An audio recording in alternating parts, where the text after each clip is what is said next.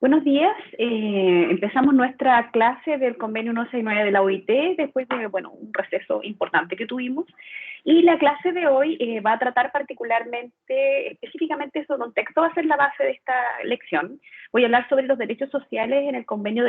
cómo estos son tratados en el marco del convenio 169 de la OIT, basado en el trabajo de Diana McKillon Tamayo, que es una abogada, profesora de Derechos Humanos de la Universidad Diego Portales, que es especialista en derechos indígenas y ha trabajado como consultora legal nacional en la Oficina del Alto Comisionado de Naciones Unidas. Nosotros hemos conversado en clases hasta este punto que esta distinción que nosotros hacemos en derecho indígena o en el marco del convenio 169 de lo que son los derechos individuales y lo que son los derechos colectivos. En esta noción moderna del derecho, que nosotros podemos ver desde un punto de vista, una concepción de carácter occidental del derecho, nosotros entendíamos la visión, en un principio, como derechos individuales, incluso desde el punto de vista de los derechos humanos, que probablemente ustedes ya lo estudiaron en su momento, pero ahora una visión más moderna del derecho nos habla o nos incluye una noción de lo que son los derechos colectivos. Y cuando hablamos de derechos colectivos, precisamente estamos hablando de la realidad de los pueblos originarios, los pueblos indígenas y la jurisdicción indígena de los pueblos originarios en América, ¿no? Y donde estos se encuentran. Entonces, en esta lógica, nosotros estamos estudiando los derechos colectivos y cómo surge este concepto de derechos colectivos y cómo lo entendemos desde una panorámica que nosotros tenemos en el derecho con una visión que va más orientada hacia una noción de lo que es el derecho individual o el ejercicio individual de derecho y cómo poder entender el que un grupo humano ejerza derechos de carácter colectivo. Existe una discusión sobre cómo nosotros podemos entender esta postura del derecho colectivo o cómo poder entender esta noción que en su propia naturaleza como que se nos vuelve un poquito complejo de entender como noción jurídica. ¿A qué nos referimos o qué entendemos con este ejercicio de derechos colectivos por parte de los pueblos indígenas o por los pueblos originarios en el mundo? Cuando uno habla de este ejercicio de derechos colectivos, el primer obligado a este ejercicio o al respeto de los derechos colectivos en virtud de lo que nosotros hemos visto, tanto por las obligaciones de carácter internacional que se derivan del convenio 169 de la OIT, como así también del marco legislativo nacional que se deriva de la Constitución que nosotros tenemos actualmente en virtud del artículo 5, inciso segundo, en cuanto a nuestra obligación de respetar estos tratados de derechos humanos como es el convenio 169 de la OIT, el Estado tiene obligaciones con respecto a los pueblos originarios y al ejercicio de estos derechos colectivos. Es así como el Estado, sus instituciones y en general todo el sistema jurídico, y esto incluiría también a los tribunales de justicia, estarían obligados a respetar el ejercicio de los principios culturales, como así también religiosos, y morales de toda la sociedad que es parte de lo que nosotros entendemos el Estado chileno. ¿Cuál es el conflicto que genera esta noción que yo acabo de decir cuando hablamos de esta obligación del Estado? Pasa que hasta este punto se entendía que lo que nosotros entendemos como por Estado, lo que nosotros entendemos como los principios del Estado chileno, incluso los emblemas, que estaba muy discutido ahora con todo el proceso constituyente que nosotros estamos viviendo ahora, ¿no? Cuando sobre la discusión de cuáles serían los emblemas nacionales, cuál sería nuestro himno nacional, o si vamos a incluir como idiomas vigentes en Chile el mapuzungún, si vamos a incluir el aymara, el quechua, etcétera. Esta discusión que se está dando ahora tiene que ver con esta noción errada que nosotros teníamos del Estado. El Estado en sí mismo, como bien yo digo, o dice la profesora también, es este reflejo, las instituciones y en general el sistema jurídico del Estado chileno representa una visión. Esta visión tiene valores de carácter religioso, tiene valores de carácter conservador, principios jurídicos, etcétera, pero que no son de carácter objetivo y que tienen en sí mismo un interés de carácter subjetivo y nos muestran lo que nosotros entendemos que es la chilenidad. Lo que nosotros entendemos que es la chilenidad hasta este punto, y yo diría hasta hace muy poco, excluía la visión de lo que se consideraban eran grupos minoritarios de la población chilena, lo que nos dice en la realidad que, y por lo menos lo que hemos estudiado hasta ahora, nosotros podemos ver que nosotros no estamos hablando exclusivamente de grupos minoritarios, sino que tiene que ver con, y es algo que nosotros hemos conversado en clase insistentemente, lo que es el concepto de la identidad, de nuestra propia identidad cultural, que involucra un elemento occidental, como así también un elemento de pueblos originarios, ¿no? Entonces, eso también nos habla de la misma identidad chilena y cómo nosotros hemos negado nuestro componente originario, entre otros componentes que también son parte de nuestra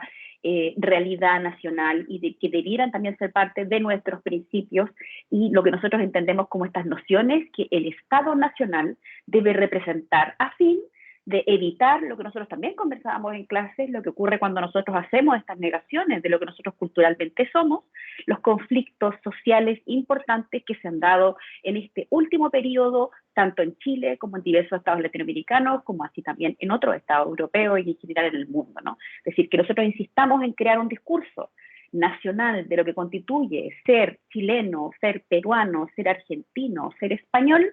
que verdaderamente no refleja lo que nosotros verdaderamente somos. Entonces, esto genera un quiebre social importante y que nos da conflictos en cuanto tenemos grupos cada vez mayoritarios que no se sienten representados por esta noción de Estado, por estas instituciones, por política, por el derecho nacional, y cuando alguien no se siente representado por estos estandartes nacionales, por estos principios, por este sistema nacional, entonces nos encontramos ante estos grupos excluidos, y cuando uno se siente excluido, se generan quiebres de sistema, que finalmente lo que nunca nosotros queremos, y nosotros siempre queremos mantener un Estado democrático, ¿no? Entonces, ¿qué es lo que nosotros, por qué yo hablo sobre esto, no? Porque nosotros creemos que esta noción de Estado pareciera ser como una noción culturalmente neutral, y hasta ahora lo que he discutido, lo que les he conversado, nos indica que es esencialmente no neutral, ni es culturalmente neutral, sino que impone un sistema de valores. ¿Cómo nosotros prevenimos este quiebre de sistema que yo les digo que puede ocurrir? ¿No? Porque eso es algo que digo yo, no lo dice la profesora.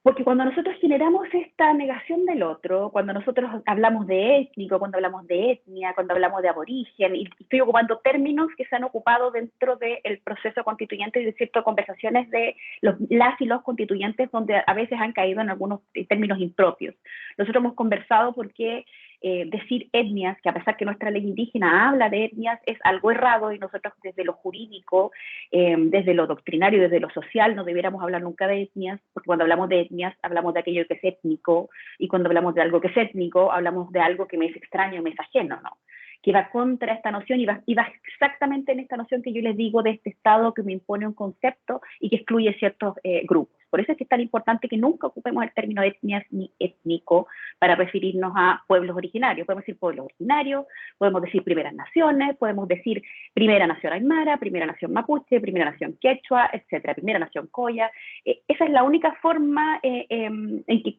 o hablar de pueblos en general, hablando ya, y esto en relación con el principio de la autodeterminación. Entonces, por eso es que es tan importante no caer en estas impropiedades. O también escuché a otro constituyente hablar de aborígenes. Tampoco es un concepto que nos ayude a superar esta noción y entender lo que son los ejercicios de derechos colectivos y el no excluir a los terceros, porque cuando hablamos de aborigen estamos hablando de alguien o de algún grupo humano que se encuentra en un territorio con anterioridad, pero lo está hablando en una etapa atrasada. Y cuando nosotros estamos hablando de pueblos originarios y pueblos indígenas,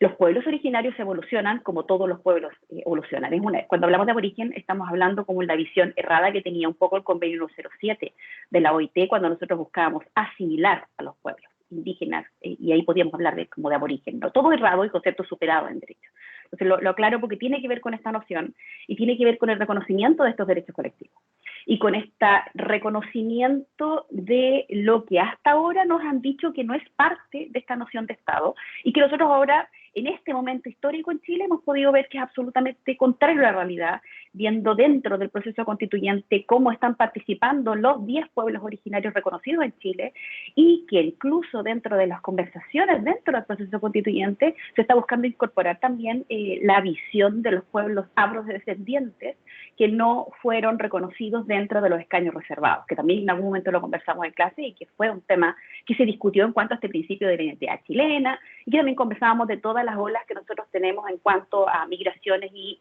lo que significa o es parte de lo que nosotros entendemos que es la chilenidad. ¿Por qué es esto importante, esta discusión?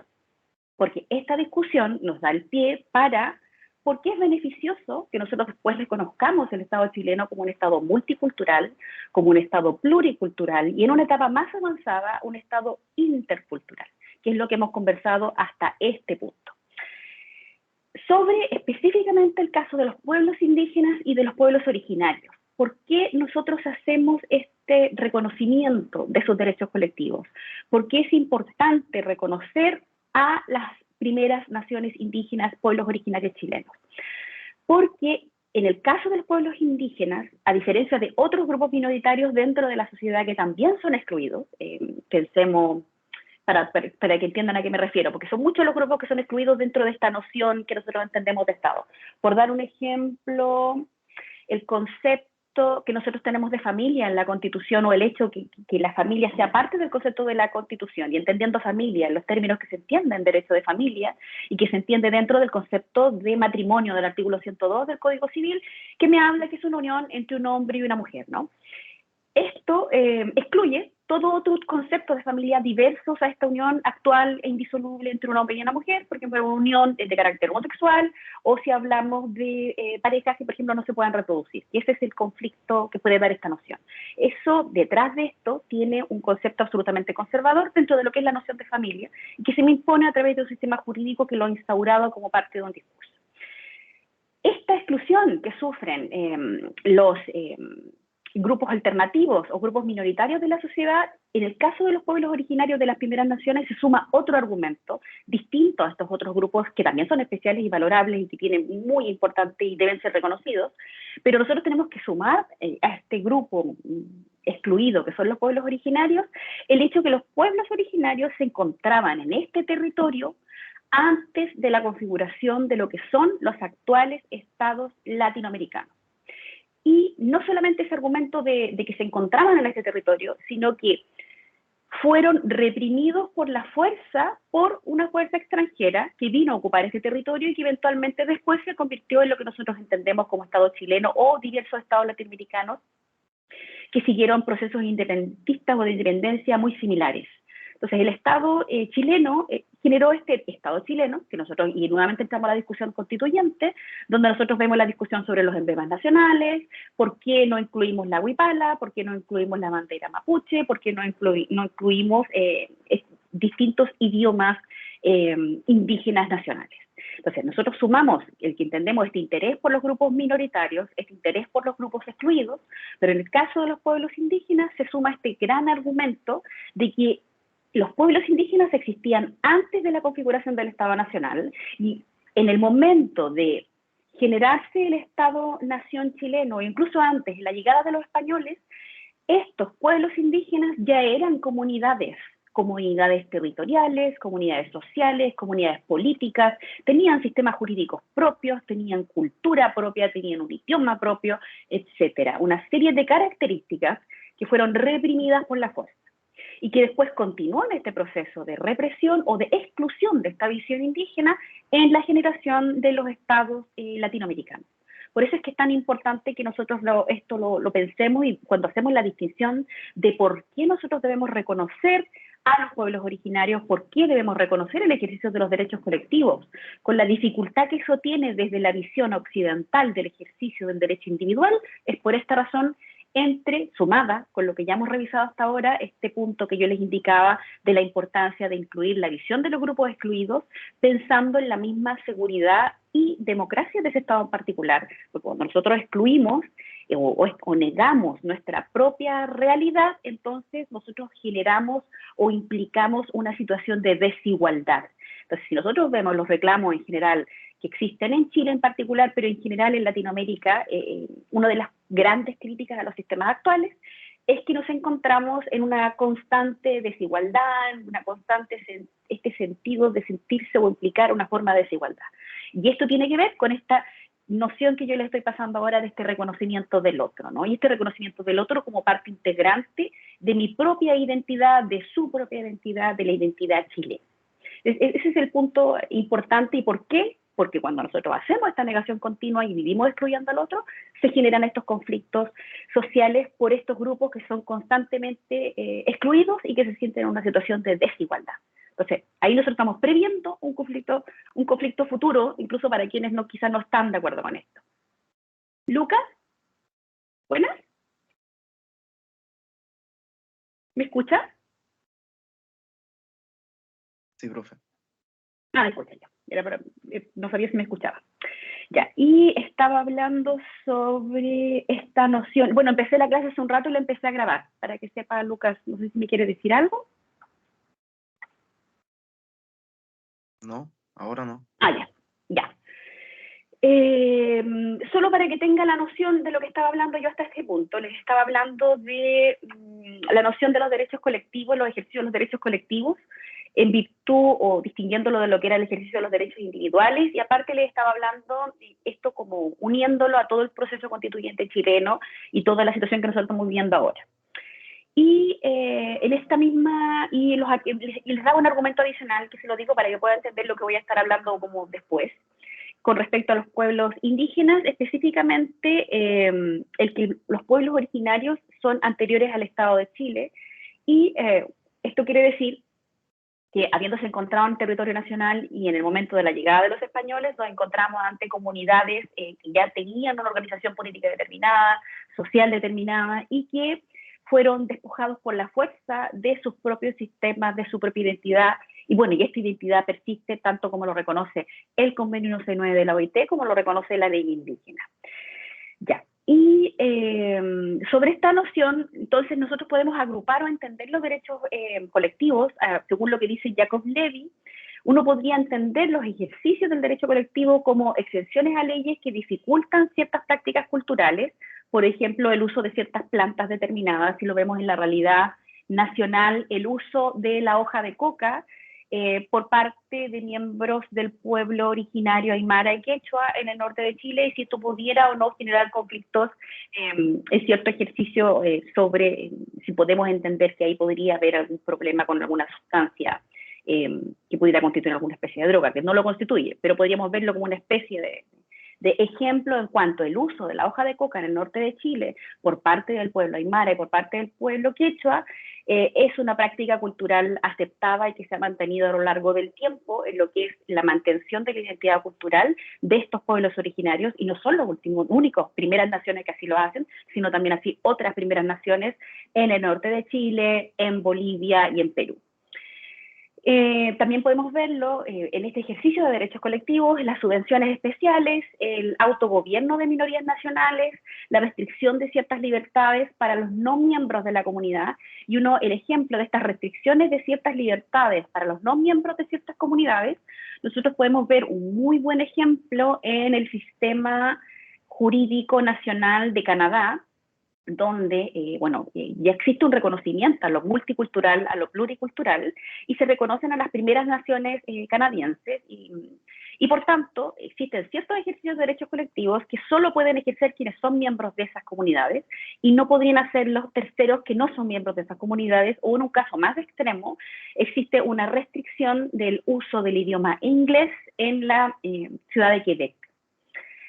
Así también podemos encontrar otra manifestación en el ejercicio de los derechos colectivos en establecer ciertas reglas internas especiales para los miembros de estos pueblos originarios. Entonces, cuando yo reconozco entonces este ejercicio de derechos colectivos, ciertas restricciones para estos miembros. Un ejemplo, en el caso de que exista alguna especie de reconocimiento a la jurisdicción propia, y un ejemplo que pudiéramos encontrar en ello, nosotros todavía no tenemos exenciones de ejercicio de jurisdicción propia a nivel nacional, pero estoy pensando en el caso podría ser el caso de la legislación peruana, en el caso de los tribunales campesinos, que resuelven ciertos conflictos que en el caso, si lo debiéramos comparar con la legislación chilena, sea una especie de tribunal de policía local. Y hace también otro ejercicio con respecto a esta idea de los derechos colectivos, lo podemos encontrar en el caso de que nosotros nos encontremos ante una representación adecuada de los pueblos originarios.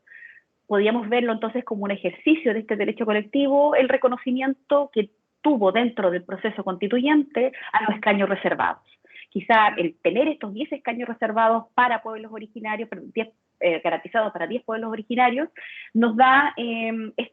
algún grado de representación adecuada, a pesar de que dentro de la discusión que se está dando dentro del mismo proceso constituyente, se dice que no basta con, y es algo que también hemos conversado, con el hecho de nosotros tener escaños reservados, sino que deberíamos también haber realizado la consulta indígena, ¿no? de este proceso en particular, o si debe hacerse la consulta indígena en diversos puntos que pudieran afectar a pueblos originarios, como cuando hablemos de territorio, cuando hablemos de agua, etcétera. y que ya dentro de lo que fue la generación de comisiones de la Convención Constituyente Nacional ya se incluyó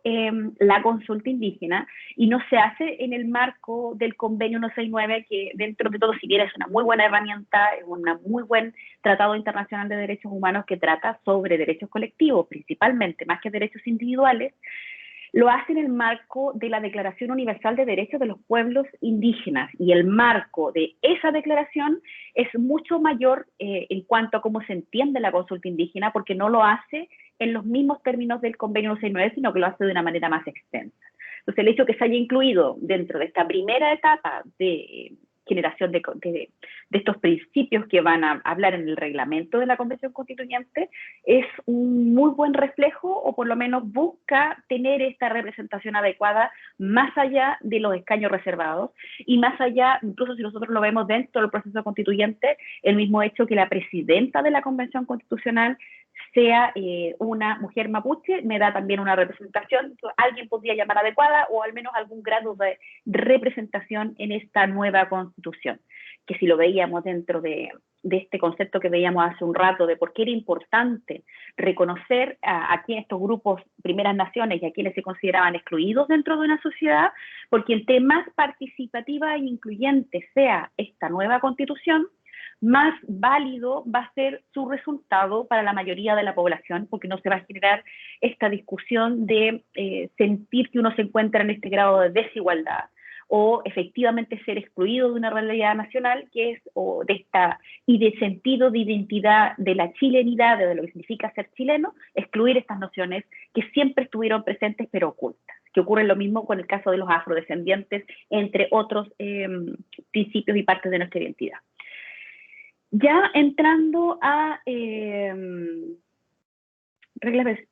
está bien, sí, la representación adecuada. En definitiva, y terminando esta noción de los derechos colectivos, no quiero decir esta idea porque es importante, se trata de derechos que poseen los miembros de una comunidad por el hecho de pertenecer a ella, y de los que tiene el grupo frente a la mayoría. Eso es a lo que nos referimos cuando hablamos de estos derechos colectivos y cuando los vemos, este ejercicio de los derechos colectivos desde la visión de las primeras naciones indígenas, a nivel nacional y a nivel internacional. A eso nos referimos con este ejercicio de derechos colectivos. Dentro del marco del mismo convenio 169, ya adelantaba hace un rato, el mismo convenio 169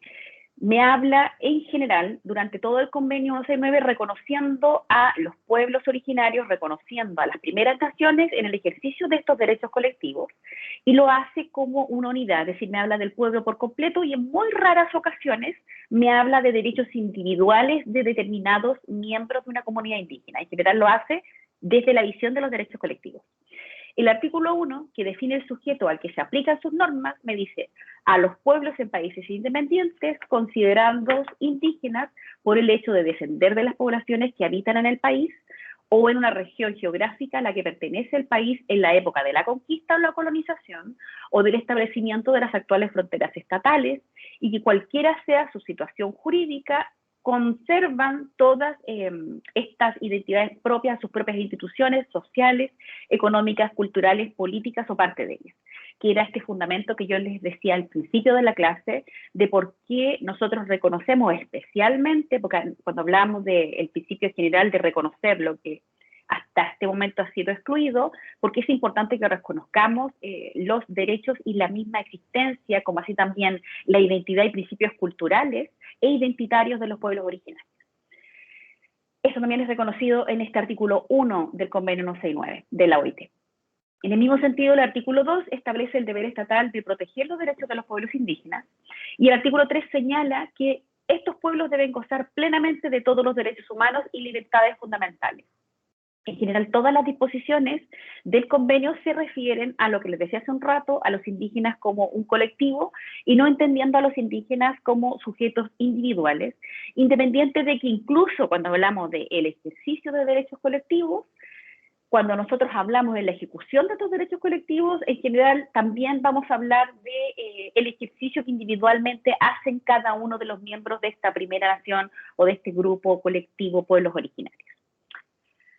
El derecho colectivo fundamental, o el más importante que nosotros estudiamos dentro del marco del convenio 169, pero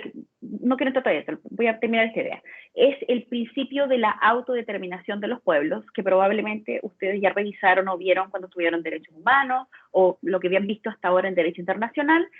Sin embargo, y por eso es que no quería entrar de inmediato a la discusión que ocurrió en el convenio 169, el convenio 169 no, si bien siempre se remite en algún grado a este principio o este derecho de la autodeterminación de los pueblos, no lo hace o no se encuentra reconocido como se encuentra reconocido en otros instrumentos internacionales, como por ejemplo en esta Declaración de Principios de los Pueblos Indígenas que yo les comentaba hace un rato. Ahí se encuentra plenamente regulado y establecido a qué se refiere este principio de la autodeterminación de los pueblos.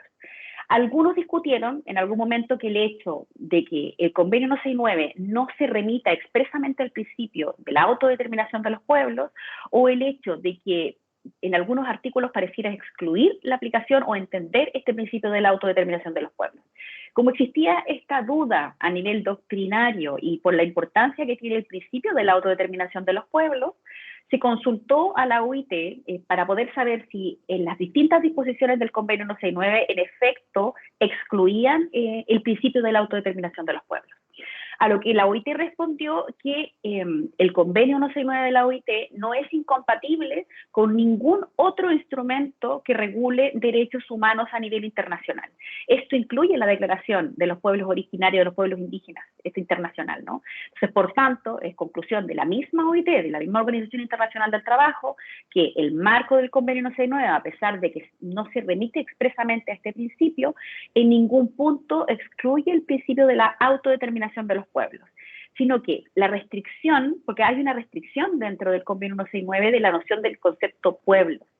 se refiere más bien a que los pueblos indígenas, pueblos tribales, porque también no olvidemos que dentro del marco del convenio 169 se regulan tanto los derechos colectivos e individuales de los pueblos originarios como así también de los pueblos tribales. Lo que viene a restringir, cuando restringe el concepto pueblos, no se refiere a este principio, sino solo se refiere que los pueblos originarios y pueblos tribales carecen del derecho de secesión. Eso es a lo que se refería este artículo, y a eso se refería el artículo 1.3 del convenio 169. Se refería a esto.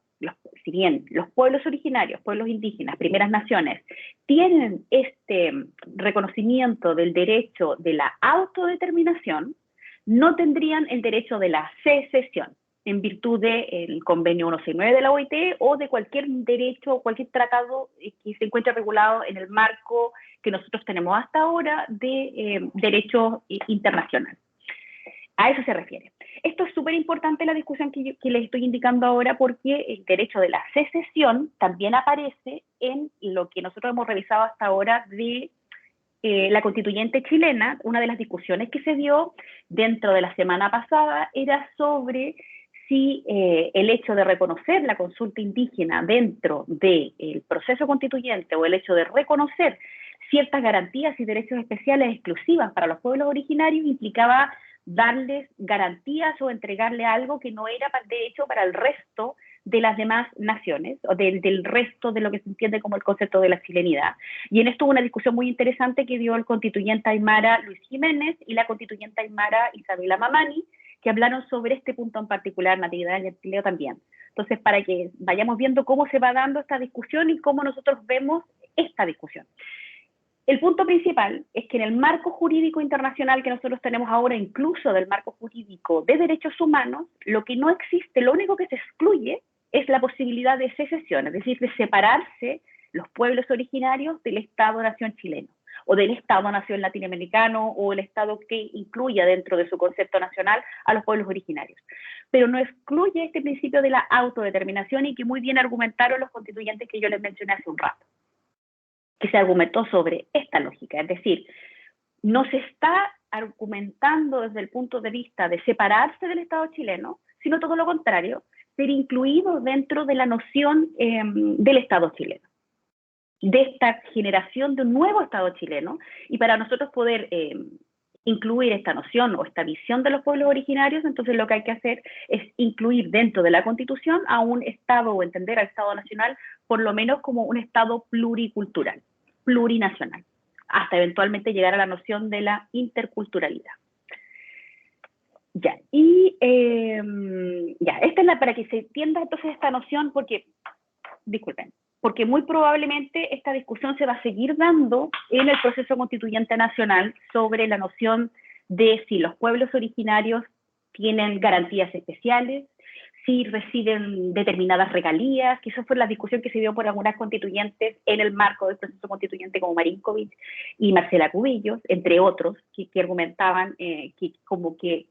el hecho de reconocernos como un Estado pluricultural, el hecho de reconocer la interculturalidad, el hecho de incorporar dentro del reglamento este reconocimiento a lo multicultural o a la consulta indígena de determinados procesos o de determinadas etapas del proceso constituyente implican dar garantías que no tendríamos todas y todos los chilenos. En la noción de esta idea de los derechos colectivos que hemos estado revisando hasta ahora, de los derechos colectivos en el marco del Convenio 169, de los derechos colectivos en el marco de derecho internacional de los derechos humanos, nosotros entendemos que no estamos hablando de garantías especiales para los pueblos originarios, sino que estamos hablando de este reconocimiento a su situación especial que no tienen otros grupos que han sido excluidos hasta este punto, de haberse encontrado en el territorio nacional, en el Estado nacional chileno, en el territorio que nosotros entendemos como el Chile hoy, o como Latinoamérica, en el caso si lo extendemos a la realidad internacional, se encontraban en ese territorio y ya tenían un ejercicio de identidad cultural, tenían un sistema jurídico propio, es decir, es un reconocimiento y que todo este sistema fue arrebatado por un agente externo que vino a generar eventualmente la combinación, el mestizaje y nuestra identidad jurídica o nuestra identidad social chilena actual, que incluye esta noción o esta especial garantía de los pueblos indígenas. Entonces no hablamos de garantías o no hablamos de regalías que da el Estado a los pueblos originarios, sino que hablamos de un reconocimiento necesario que evita la exclusión de algo que era ya propio de nuestra identidad, incluso con anterioridad de la generación del Estado chileno. Y eso es algo que solo tiene como grupo minoritario dentro de la concepción del derecho los pueblos indígenas, las primeras naciones, y que no tendrían otros grupos que han sido excluidos hasta este punto. Con respecto a este derecho de la secesión, es consistente la interpretación que hace la OIT en virtud de entender de que este principio del derecho de la autodeterminación de los pueblos excluye la secesión. También se encuentra en la Declaración de Derechos de los Pueblos Indígenas, que es este texto internacional que es mucho más extenso que el Convenio 169 y que da mayores garantías para los pueblos originarios y que es muy importante para nosotros en cuanto se estableció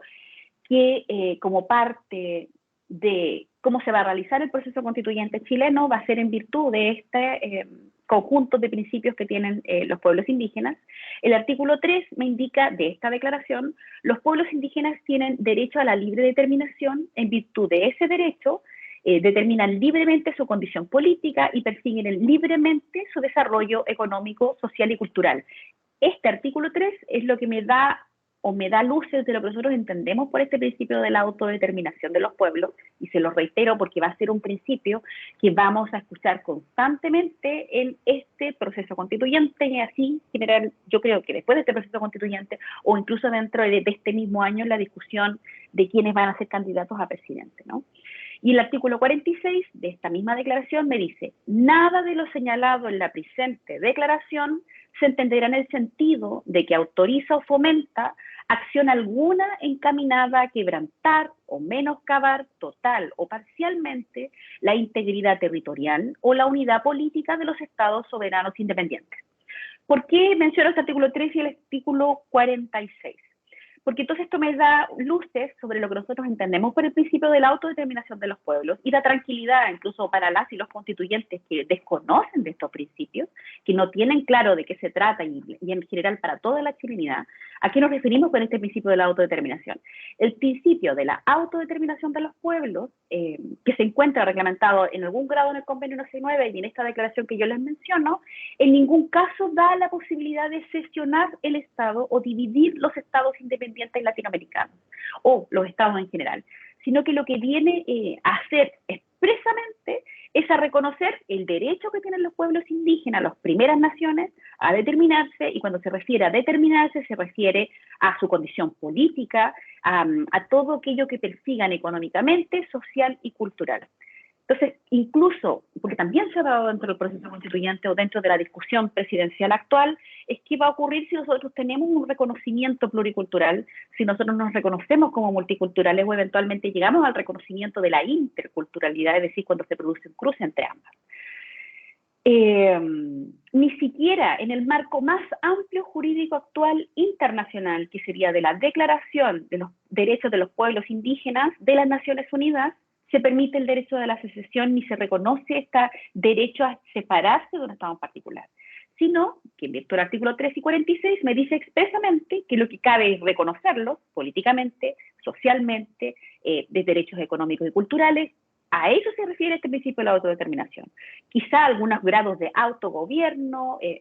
etcétera, no reconocimientos territoriales, reconocimientos del derecho de agua, etcétera, todo lo que va a ocurrir dentro del marco que nosotros vamos a tener de una nueva constitución para Chile, pero bajo ningún punto significa la secesión del Estado-nación latinoamericano o del Estado chileno. Esto lo digo, como también lo han dicho las y los constituyentes indígenas dentro de sus intervenciones del proceso constituyente. El ejercicio o el reconocimiento de este principio de autodeterminación se refiere a estas garantías especiales y no a una intención o una finalidad de dividirse de un Estado latinoamericano. Porque ¿qué hacen quienes no quieren reconocer este principio? Porque puede ser que no lo conozcan, también no conozcan bien el concepto y que quizás deben atenderlo. Creen que se refiere, y esto ocurre tanto en el marco de la discusión constitucional actual como ha ocurrido en años anteriores, con las constituciones anteriores que nosotros hemos tenido, donde han existido por lo menos unas 5 intenciones de reconocernos como un Estado multicultural o pluricultural, o reconocer a los pueblos indígenas dentro de esta noción, siempre se da la discusión de que esto eventualmente va a implicar la división del Estado chileno en los distintos territorios de pueblos indígenas. En el marco jurídico internacional actual y en las mismas intenciones de los pueblos originarios, hasta lo que yo he podido ver hasta ahora, jamás ha existido una intención de dividirse el Estado chileno. Todo lo contrario, a ser reconocidos por este Estado nacional chileno, Estado independiente, que en su misma configuración del Estado nacional podría haber aprovechado para reconocerse o reconocer su actual condición e identidad indígena. Ese es el argumento que se da desde pueblos indígenas. Y eso es lo que se busca desde las primeras naciones. No se busca dividir el Estado chileno ni ningún Estado latinoamericano en general, sino ser incluidos como ya son partes dentro de lo que nosotros entendemos la noción del Estado, la noción de la identidad nacional chilena, la identidad nacional latinoamericana. Esa es la realidad que nosotros tenemos actualmente bajo el marco jurídico, incluso de lo que es el mayor cantidad de derechos reconocidos en marco internacional, que esta Declaración de Derechos de los Pueblos Indígenas de Naciones Unidas. Nosotros hemos conversado hasta este punto cómo se crearon estos cuerpos internacionales de derechos indígenas, que reconocen estos derechos indígenas que yo he mencionado hasta ahora. Vuelvo a reiterar, para que lo recuerden, que tanto la Declaración como el Convenio 169 tuvieron en su redacción participación de representantes de los Estados nacionales, como así también participación de representantes de miembros de pueblos originarios. Recuerden que yo siempre les mencionaba que en todas estas discusiones siempre han participado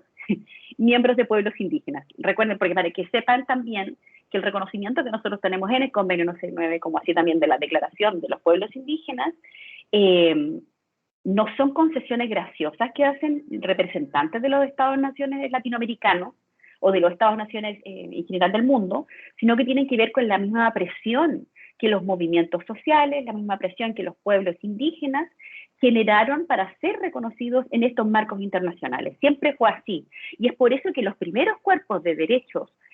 humanos, que pues se reconocieron los derechos humanos en el marco jurídico internacional, no incluían una visión indígena o de pueblos originarios o primeras naciones, sino que desde un movimiento desde los años 80, los 90, que fue incrementándose del 2000 en adelante, a través de la misma presión de los movimientos indígenas, los movimientos sociales indígenas, genera un cambio del marco jurídico internacional de derechos humanos, donde se incluye dentro de la noción de derechos humanos los derechos de los pueblos originarios y de las primeras naciones. Pero, nuevamente, no es una concesión graciosa, sino que es una respuesta a la misma continua batalla y discusión que daban los pueblos indígenas en el marco jurídico internacional. Y así es como la Organización de Naciones Unidas reconoce el convenio, a través del Convenio 169, y reconoce a través de esta Declaración de los Derechos de los Pueblos Indígenas y lo hace de esta forma. Esto es importante porque entonces nosotros, dentro de lo que hemos visto hasta ahora, incluso en el marco de la declaración,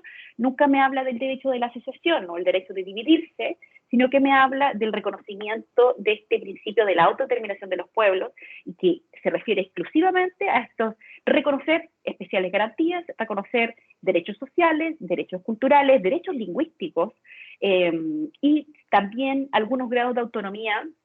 en territorios o sí, en territorios o determinados marcos jurídicos normativos de primeras naciones indígenas. A eso nos referimos cuando hablamos de autodeterminación y esta discusión que estamos dando aquí en esta cátedra probablemente se va a dar dentro del marco constituyente o de la nueva Constitución para Chile y eventualmente esta discusión que se va a dar a nivel o rango constitucional se va a dar al rango legal, ¿no? Y va a generar otras modificaciones importantes. Y lo más importante, más que todo lo que nosotros podamos hacer desde lo jurídico, es generar un cambio en la sociedad chilena, en la sociedad de los estados latinoamericanos, a reconocerse como estados que dentro de su identidad cultural también involucran la identidad indígena. Si nosotros logramos este principio, entonces aquello que es una discusión que se da por el interés de los pueblos indígenas, por los intereses de las primeras naciones, se vuelve una discusión de carácter colectivo nacional, lo que hace que se mueva más rápidamente, que es lo que yo creo, este es mi parecer, dentro del proceso constituyente y que se ve reflejado tanto en la discusión que se dio para que se incluyeran escaños reservados y que en efecto se pudo lograr y que eventualmente cuando las y los constituyentes pudieron escoger quién los iba a presidir, escogieron a una mujer mapuche. Entonces eso me da una muy buena luz con respecto a que estas discusiones que antes se veían como una discusión exclusiva de las primeras naciones indígenas han logrado obtener este reconocimiento por parte de todo el resto de la chilenidad, entendiendo que dentro de la noción de la chilenidad se incluye esta identidad indígena y el reconocimiento de estos derechos. Como yo lo decía, como garantía a lo futuro para poder garantizar un Estado democrático que reconoce a todos quienes somos miembros de esta sociedad chilena. Ya, esta clase la termino ahora. ¿Tienes alguna duda, Lucas, quién está en línea?